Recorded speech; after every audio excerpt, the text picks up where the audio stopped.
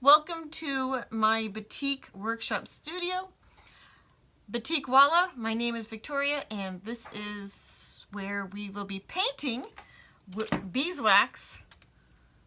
This is beeswax, but we're painting the melted version of that beeswax onto t-shirts, and we're going to be answering some viewer questions. I did get a couple of interesting questions recently based on videos that I've been posting about transferring my business from the festival scene to the internet, and I'm like really excited to answer those questions. But first, a sip. Look at my awesome cup. This is the Redbubble cup. I promote, I endorse Redbubble. Of all the print companies out there that print artwork, their print quality blew my mind. I'm so impressed. It's so cool to see your own artwork look like a cup. If you're an artist, if you're not an artist and just enjoy artwork, check these out. Isn't that cool? Oh my God, this is the coolest cup ever. I'm a big fan. I'm very happy with this cup. And not only that, it's very functional.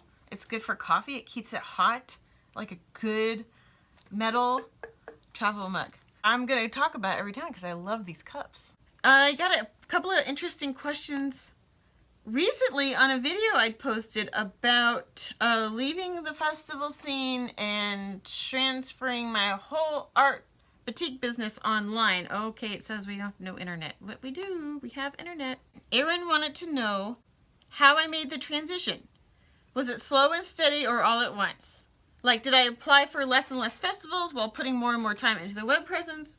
Or did it all at once by saving up a nest egg so you didn't have to do festivals for a year and solely focused on your online stuff? It was a very interesting series of events that finally pushed me to the internet, like completely and totally, with no plan in place. And it was just by the grace of God that I made it, and I kid you not. But the reality is that, hold on, water. Let's get started. Now, what am I going to do with these? I think I'll put, this is a hanger, and we're going to do a very simple but very profound design over this here yellow in between the rays. So you can see this, the first layer of wax has been painted front and back, and it's dyed yellow, so that's what it looks like. There's wax on it already, and the fabric is yellow. We're going to fill this in, and we're going to do some detail work. All right, the question and the series of events. God, bear with me if I can keep my train of thought going on. It's one of those foggy, hot days. Well, let's see. I got pregnant with my baby boy, my fourth son. I didn't know he was going to be a son, but I got pregnant with him. And yeah, so I was 36. So I'd been doing festivals forever. At that point, like my whole adult life, I'd been doing festivals, and over time, I remember back in 2000 or something, the internet was like starting to come on, you know, and other people were getting websites, and I didn't know how they did it. Like, I just didn't understand how people got websites. I was just struggling with the whole website thing. But anyway, you know, and as long as you're doing festivals and fairs and you're making some income, your compulsion to change isn't very strong, because it's like you're making enough money to get by and to live your life, and you know, it has your ups and downs as usual with the festival life. Yeah, and my imagination was still very limited to festivals at that point. But when I had the baby, when I was about to have the baby, I knew. Yeah, I'm always thinking ahead. I'm always thinking 10, 20, 30 years down the road.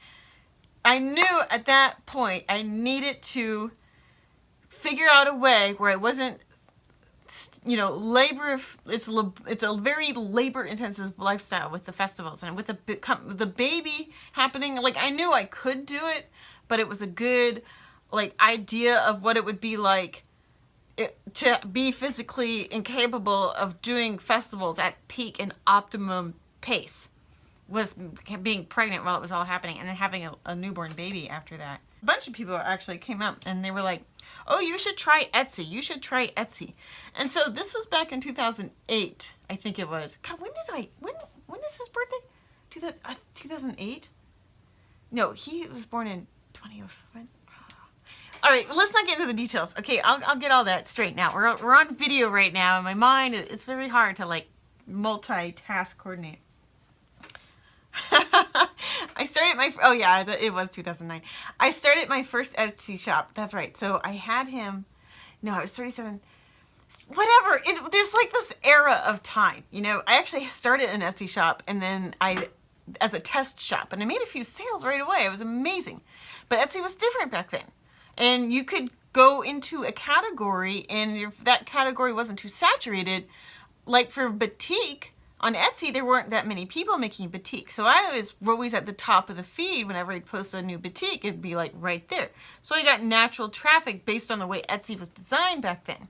So it was very good for artists, handmade artists, to start. All right, little interruption there. But let me tell you, times change and Etsy isn't like that anymore. You cannot post to Etsy and expect any kind of organic traffic at all from Etsy. In fact, if anything, other shops are going to show up in your shop when you even pull in other traffic. So anyway, I have things to say about Etsy. By the way, I've heard rumors that Walmart is looking to buy Etsy.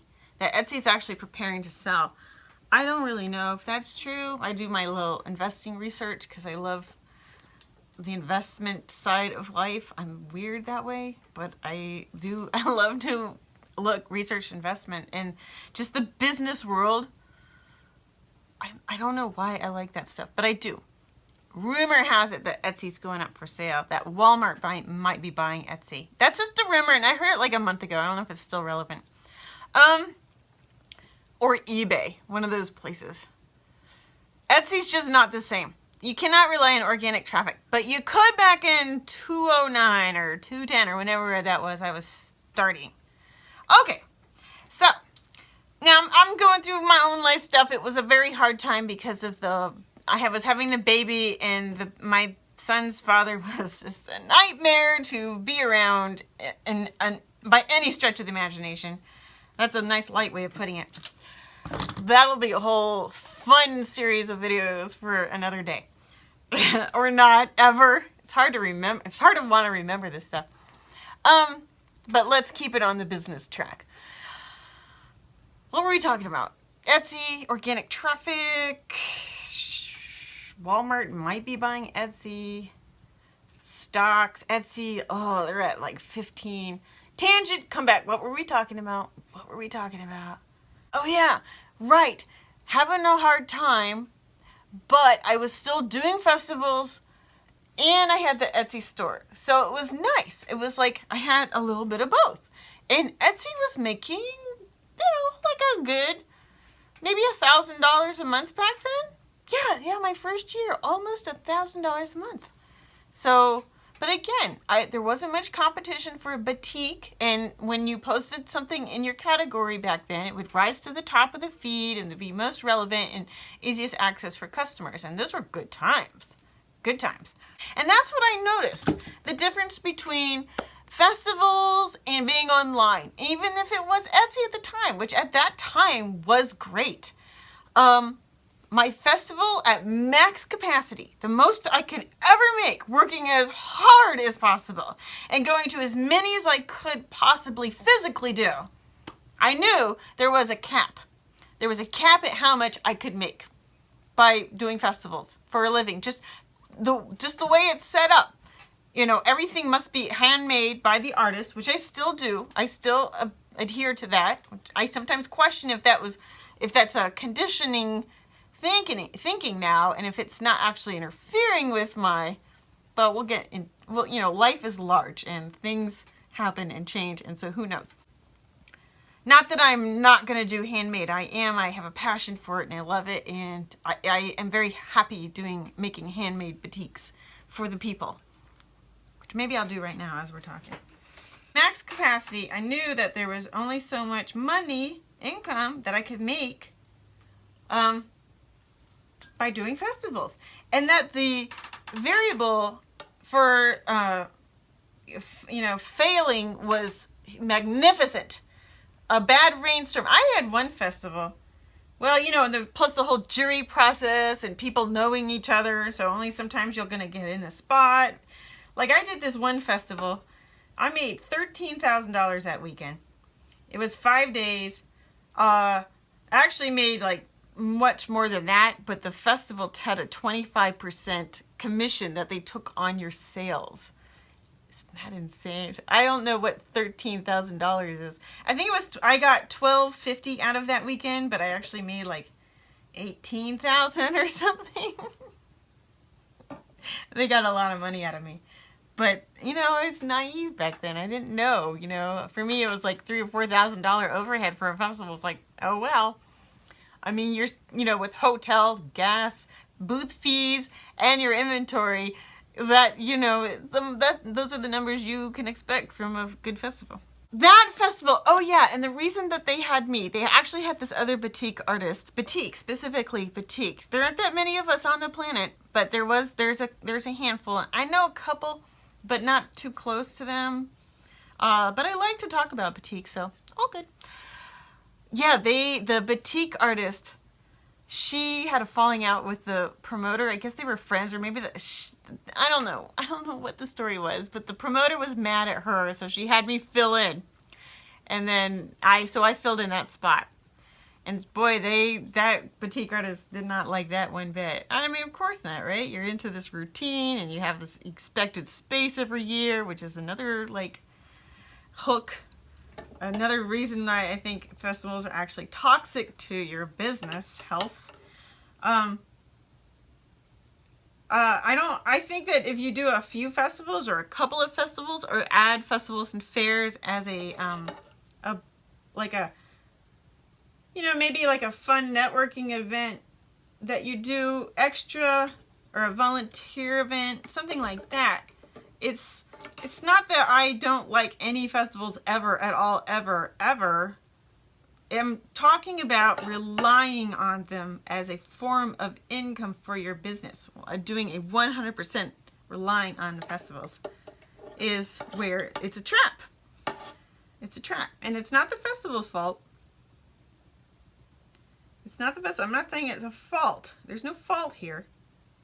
You know, we live in this wonderful, like, place where we can make choices about how we earn our living.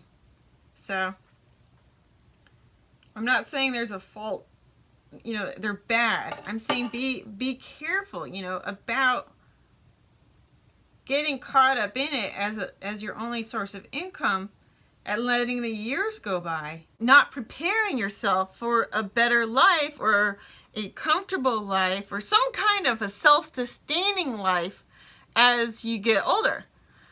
And that, for some reason, it was always a concern of mine, I guess. I don't know. I think because my grandmother raised me for many of my early years, it was very mixed up. It wasn't specifically raised by one. But my grandmothers, both my grandmothers stepped in. They were involved in my life a lot as a youth, very young. And so I guess I looked up to them. And it made an impact on me. So I've always like thought about myself in my older years, like how to be, how to exist, how to maintain, how to take care of myself. And so as I got older and older, doing these festivals year after decade, that was something that was weighing on me. It was, my conscience was coming in. My subconscious was saying, hey, you know, this may be what it is now, but you really need to think about your future. You know that life is large, and there's a long landscape ahead of you. You got to think about that. Where do you want to be in 20 years, 30 years, 40 years? Thank God, you know. So this is why I'm making these videos, in case I think it is important, especially for us women in the craft environment and industry. And if I've been ranting a lot about haters and all that kind of thing and stuff, and yeah, it's true, and it does get me riled up and stuff. But if I really want to do a public service announcement to people, and I do want to help and bypass all that emotional, you know, poo-poo that comes with people's egos, including mine and everyone else's, if we just put all that down and really get to, hey, ladies and gents in the craft industry, let's think about our futures. Oops. Let's think about our futures here. And this is, I guess, why I have so much passion about, like, ooh, festivals, you know, bittersweet. Maybe they're fun for a bit, but really you need to think about yourself, like, beyond that weekend, beyond applying, and beyond that whole, like, scene. All right, back to the basics. I saw that my Etsy sales, now I had been on Etsy, we're talking, you know, I had the baby 2000, whenever I had the baby, we'll get into, you know, let's keep it vague. And then with that relationship, and it was crumbling, and that, you know, it went over a course of years of that happening. But I noticed that while my festival sales were what they were, still I was working hard. I'm a hard worker. When I'm working hard, I'm a hard worker. So my festival sales were maxed out. They were peaking, you know, after 2 decades of doing festivals and very seasoned and knowing the ins and outs and knowing how to set up, you know, 20 by 10 multiple, you know, double booths and camp and hotel and convention set, just the whole thing. I knew what the max was. I knew what the absolute max income level was. Yet at that same time, my sales online started to climb. And yet I wasn't working harder to manage those Etsy sales or my online sales. Let's call them online sales at this point. Etsy has changed. Let's emphasize that. Etsy has changed. Okay, look, I did one shirt. That's good. We need to move. We've got to move here. We're talking. It's a long conversation. I realize that. This might be a long video. Appreciate your company while we hang out here. Is the light good? Good enough. All right, let's keep going. Yeah, and then there was a point where I was at the Oregon Country Fair, my most loathsome festival of all, for so many reasons. I have so many personal reasons and just practical reasons why that is a very dangerous show to do as an artist. Avoid it. If you're not, I would say for you permanent booth holders, I know how you feel. You've written me. I know how you really feel about having to do that show every single year. Every single July, your freaking month is owned. Owned by that show. So, so I'm going to speak freely about it here because this is my show. It's hard to pull away from that place. It's very hard. The money seems enticing, but it's a trick. There's so many loopholes. There's so many under the radar, you know, bad. All right, the cat. We got a kitty cat hungry. Kitty cat wants to eat. We got a little kitty cat coming in. Look at you, kitty kitty. Yeah, so I was doing that show. It was really rough. I was not happy. I didn't have any help that year, and the booth rep was always giving me shit about not having enough passes, even though he had 12 passes and I had 2. One for me and one for one other person. You know, but I have all my kids, and he didn't want to give them passes. I don't know. It was just like, the whole place is this big, stupid ego fest. I was not having a good time. And I knew that weekend. I knew that Friday afternoon. I knew it in my heart. I was never going back. I felt sad too. I felt sad about my customers because they were cool. The customers are pretty cool. People that go there, actually a lot of them are the paying people. They're cool. The people that pay to go in. But it's so sad that they still have to pay to go in, and you can't even get a camping pass like that easily. And I'm like, I don't know. There's just a lot of like trickiness going on there. What was I talking about? Oh yeah, so behind my booth, like one of the people involved in the booth, like everybody's doing drugs all the time or they're drinking. And then they're coming down on me because I'm not drinking and partying. So I'm not as cool as them. Okay, I mean, criteria here, please, people. Just like, really? Either was an employee or a friend or, you know, friend person. I'm not sure what the relationship was. Took some of my stuff back up to Portland. So she says it was an accident. I don't know how you go into someone's packed campsite, packed and ready to load onto a car that we had, the whole thing was packed. We had already taken one load out and drove it to town. Okay, I live 11 miles from the fair site. So we were gonna do 2 hauls. So we had to do it in 2 different trips. We just did. It's a huge site. You know, the booth is like 20 feet deep. I have all my inventory and it was a big festival. So I had to do 2 trips. So we go and then we unload the car and then we come back to the fair site and we haul in the second load. Now that load had already been totally tightened up and secured and secluded away from anything else. And there really wasn't much else to be secluded from because we're vendors. We're like the last people to leave the area or to leave the booth site, except for this one like employee friends with benefits person. I'm not sure what their relationship is. But she somehow mysteriously got some of my stuff, my drill, my booth supplies, like my sign, like some crucial things for my, like the joints of the booth frames, you know, like that kind of stuff. Somehow that wound up in her car and she decided to drive that up to Portland. She didn't, I don't know why she didn't call and say, oh, you left this behind, because we didn't, because she fucking took it. But she had to drive it up to Portland. And she couldn't drop it off at my house. I mean, apparently she says I left it behind after I took my second load. Lie! Lie! Anyway, that was a cat and mouse game that she hung over my head like a narcissistic weirdo. Constantly like wanting to know how I needed those booth components for my next show or whatever. She's like, well, I might send it with a friend to drop it off, or I might mail it. And then she like would say like, no, I can't, I did something this weekend, or he didn't show up, or all kinds of weird things. I mean, the lady like had me strung along, and then finally she was like, well, on her way to Burning Man she'll drop it off. So it's like 2 months here. She's got my drills, like these important booth pieces. Finally, she's going to drop it. And I tell you, I met that woman at the gas station. I didn't want her coming by my house. Or I don't know what the fucking deal was. That was a lot different back then. But I agreed to meet her at a gas station. And she physically attacked me. Rage and jealousy.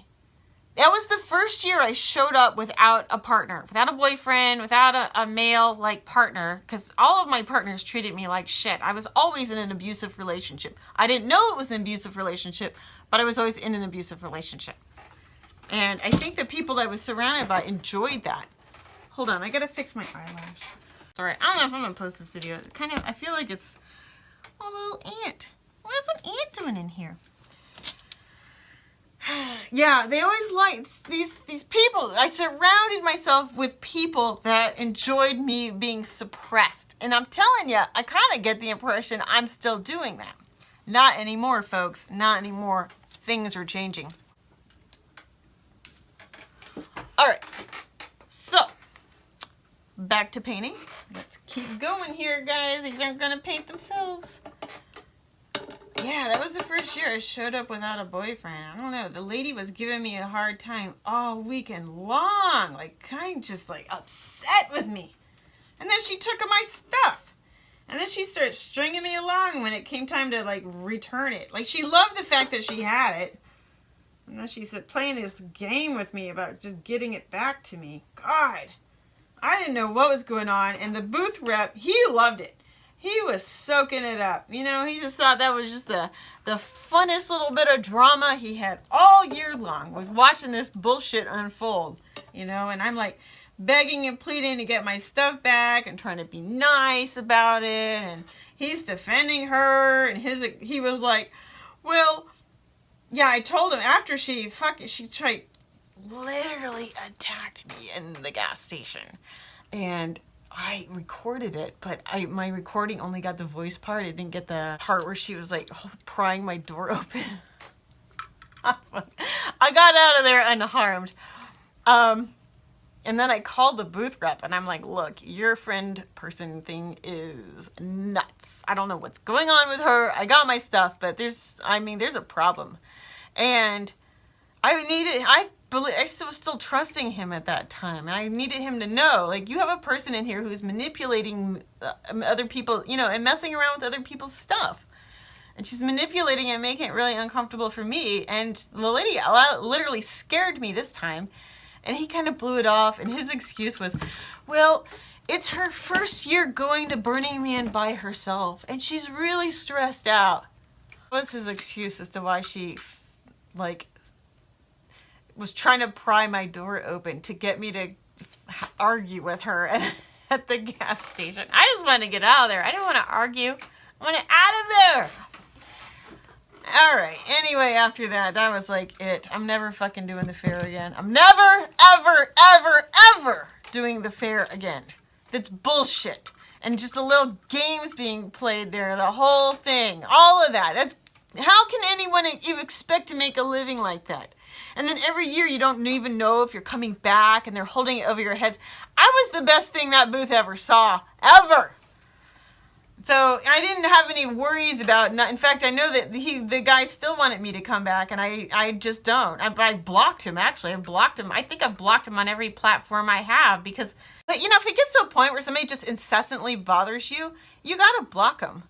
Or if you don't know what to say, don't hold that against yourself. Block them. Life is large. Move on. You know, if people are freaking you out, or if you don't feel very secure about the communication that's going on, and you're like, you don't understand why they don't see your vulnerabilities or your sensitivities, or they don't have compassion to who you are and your sense of safety and security, fucking block that shit. Don't worry about it. Okay? Don't sit around and wonder about people's opinions. Life is large. If they're good, kind people, they'll understand, and it'll work itself out eventually. But if they're nut jobs, you did yourself a favor. Yeah, so I want to block, I don't know, whatever. So this is years ago, okay? It's like literally 3 or 4 years ago that I did the country fair. And what had happened is that at that point, I was just barely making enough money. This is thanks to my skills of observation. At that point, I was barely making enough money on Etsy. The way Etsy was set up back then, no advertising. I did not have a Facebook page, or maybe I had a page that had like, 20 people. I don't know. It wasn't a real page. But I was still making barely enough to survive, to pay the absolute minimum bills that I had and keep it going for my family. If I cut out all festivals, all completely 100%. At that point, Etsy had grown naturally on its own, and I had enough sales generated through Etsy that if I, by bare bones, I could make it on just Etsy alone. So it was a huge leap of faith.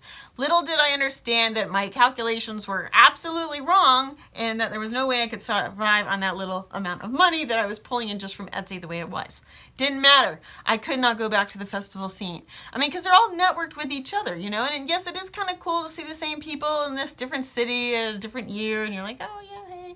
But it's like, and if you're not building real friendships out of it, it's kind of like, well, you're basically just watching other people grow old, and yourself as well, obviously, because and you're all just doing the same thing and not really getting ahead financially, because there's no way in hell you would continue to do that voluntarily. So I wasn't making enough money on Etsy. I didn't realize I wasn't making enough money on Etsy, but it didn't matter. I was just barely eking by. I had enough money left over from the Oregon Country Fair, because usually August is your relax month, because you do enough money at the Oregon Country Fair to take care of all your July bills and usually all of your August bills. And then by September, you're getting kind of broke again, so you need to start doing fall festivals. That's how it works. So September rolled around. Did I have a September show that year? I did have a September show that year, the North Country Fair, which is a really fun little festival. It's 2 days. It's sweet. It's not that expensive to do. It's a really nice little festival. I enjoyed it. I always liked doing that. That was the one that I never meant to give up. It's just the most precious, fun adventure ever. And it's not expensive, and it's fun to be in downtown Arcata and by the ocean and the fog and the mountains, and it's cool. And oh, the natural food stores there are amazing.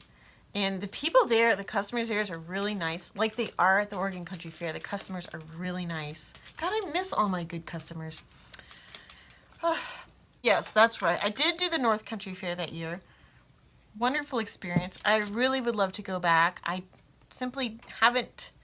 My business isn't designed for festivals anymore, and that one we might go back for fun and go and shop and be shoppers there. I think that would be fun. And there's a sushi restaurant there in the lobby of the Hotel Arcata, and the Hotel Arcata is this old-fashioned hotel. It's so cool. Every room has a clawfoot tub and tall ceilings and old windows that are just, it's neat. And then you have the view of the plaza, and everything is walking distance, and there's like this really wonderful like vegan vegetarian type little breakfast places, and there's a gourmet bakery around there, and Arcata is so awesome. There's 2 grocery stores with like really amazing food in it.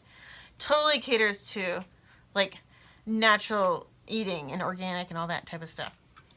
Yeah, Arcata's fucking rich. Oh yeah, I think there's because a lot of growers in Humboldt. Humboldt County. That place is amazing. Oh, Humboldt County is beautiful. You know, props, if anybody here is watching from Humboldt County, you guys have an awesome place. Thumbs up to Humboldt County. I wish I knew more people down there. It'd be fun to visit, you know, just hang out. Just chill out. Oh, we're going to go on a drive. My son, 2 of my kids and I, we're going to go on a drive and go check out that Northern Cal. I love it. I love it. I love Northern California. It's peaceful and amazing. And the redwoods. Okay, so Arcata is wonderful, but after the Arcata Festival, that literally was my very last festival I ever did. It really was. So, I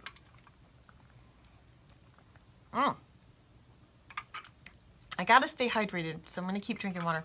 I did not want to do the holiday market, which is a local Eugene area craft fair. It's an indoor one. It's 6 weeks or 7 weeks long. It's ridiculous.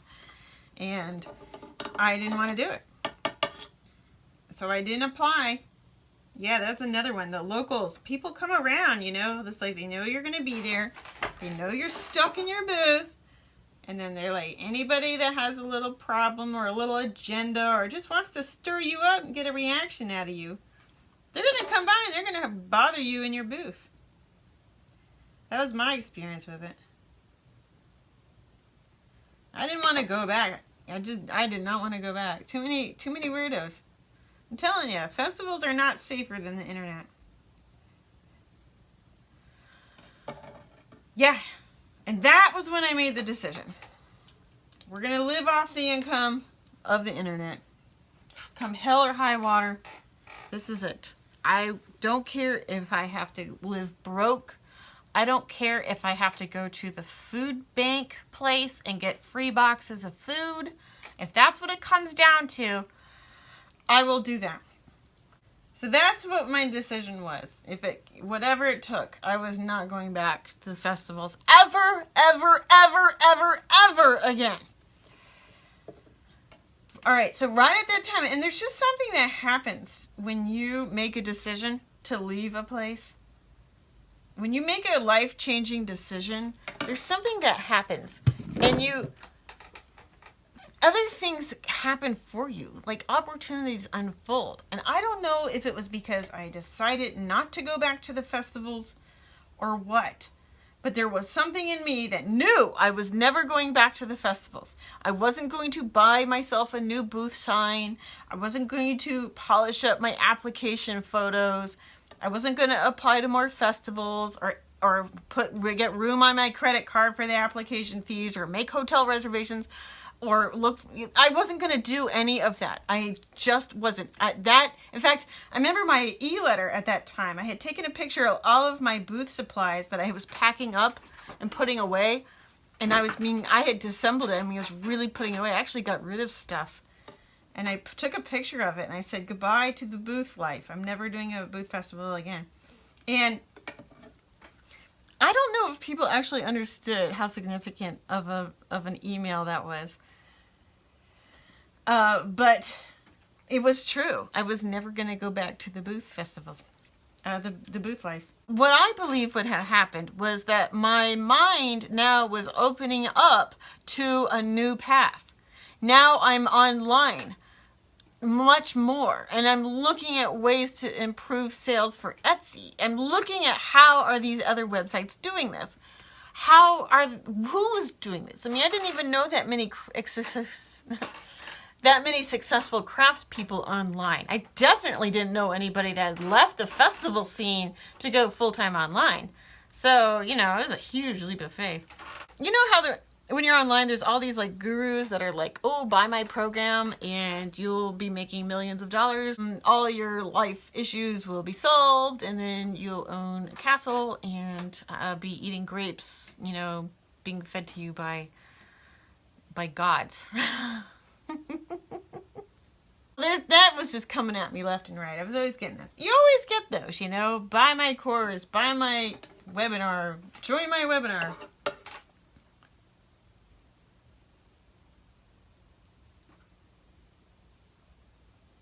I did join. I joined a couple of those webinars.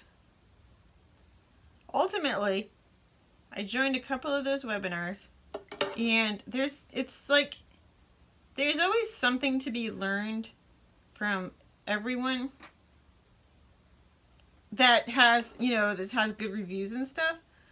But I'm telling you, the answer isn't in the webinars. Other people's way of succeeding online, bits and pieces of it may work for you, but it will not supply the answer. Everybody's business is different, especially their art business. And what works for one person may not work for another person, or it may only work temporarily. But I did buy some of these Facebook courses, like how to do well on Facebook, and I learned how to use the Facebook ad manager and how to write in a way that was, I actually didn't learn, I am self-taught for that too, but I did learn how to use the Facebook ad manager platform. I learned the ins and outs of how to grow a page, the different types of ads that Facebook offers. I learned how to use all those on my own, and just based on people like, I back in the day, I used to listen to Gary Vaynerchuk. God, what else did I listen to? I listened to all those people. Sandy Krakowski, I was in her group for a while. Gary Vaynerchuk.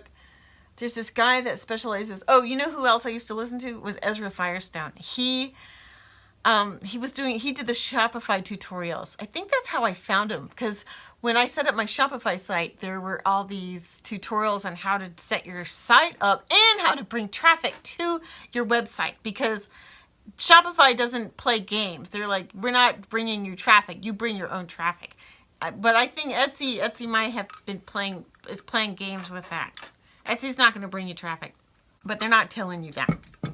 In fact, they'll take your traffic. They're taking your traffic. Etsy is not to be trusted. Let's keep going. We got a lot to paint tonight.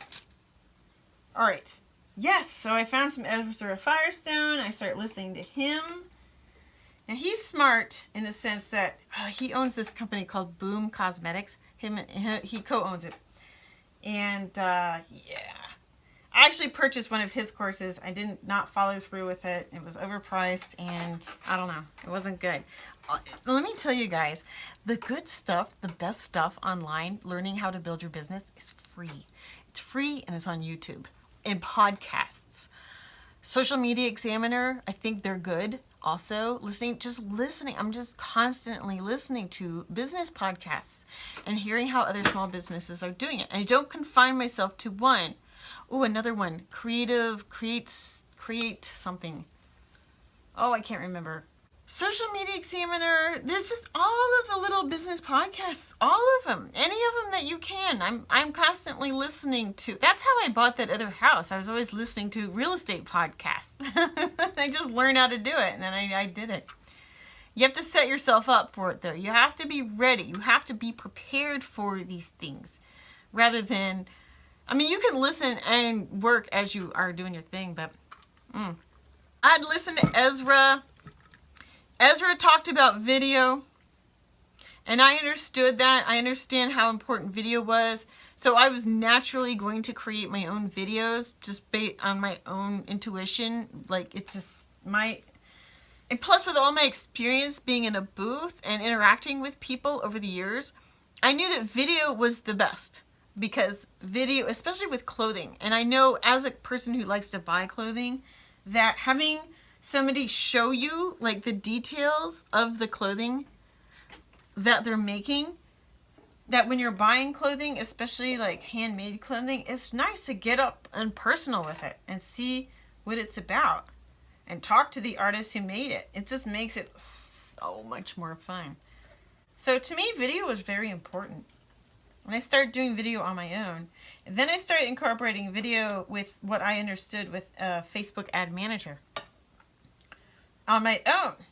I did that on my own. I mean, I was still following Sandy Krakowski at that point. And I was learning a lot. Her class was a little bit different than it is now. And Facebook Ad Manager has changed a lot too. There was another person I used to listen to. I can't remember who it was. His name. John Loomer? Oh, John something. I don't remember what it was. Very good. Very good. It might be John Loomer. I don't know. He's good at Facebook stuff too. I was in his group too. But eventually I've left all the groups, and now I'm on my own. I still listen to videos and podcasts and all that stuff, you know, navigating the online world, figuring out how to run my business. I don't have a specific place that I go to. My intuition is my guide. I see what other successful artists are doing. I'll dabble into what they're doing to see if that might work for me, or aspects of what they're doing might work for me. Most cases it doesn't. Most cases what other artists are doing is specific for them. And I think the most successful artists walk their own path. You know, they carve out. But when it comes to succeeding online, persistence and absolute determination is the way to do it.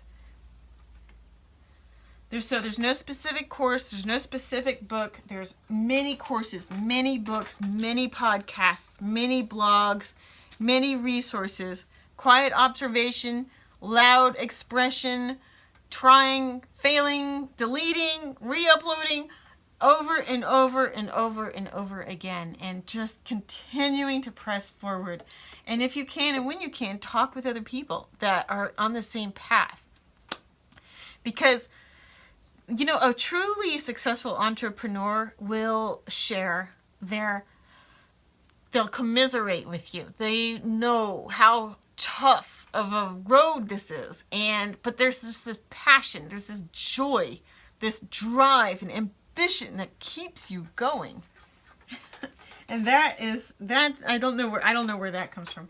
For me, I think that comes from because I was such a young single mom when I started out. Well, I was a teenager when I started out, but I turned into a single mom pretty quickly.